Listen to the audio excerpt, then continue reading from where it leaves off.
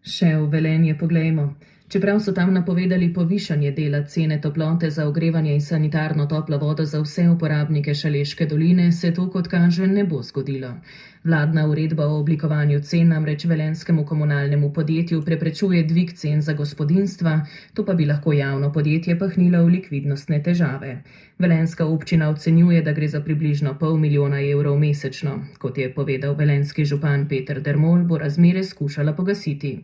Mi smo že v tem trenutku pristopili tudi k naknadnimi vplačili, kar seveda pomeni, da smo morali pripraviti hitri rebalans proračuna, ki ga bomo obravnavali na februarski seji Sveta mestne občine Velenje, kjer bomo tudi predvideli, da bi dobrih 350 000 € naknadnih vplačil takoj namenili komunalnemu podjetju, ravno zaradi tega, da bo likvidnostno seveda podjetje vzdržno. Tako da tukaj rešitve ni, lokalne skupnosti pa teh sredstev, kar je seveda tudi razumljivo, nimamo.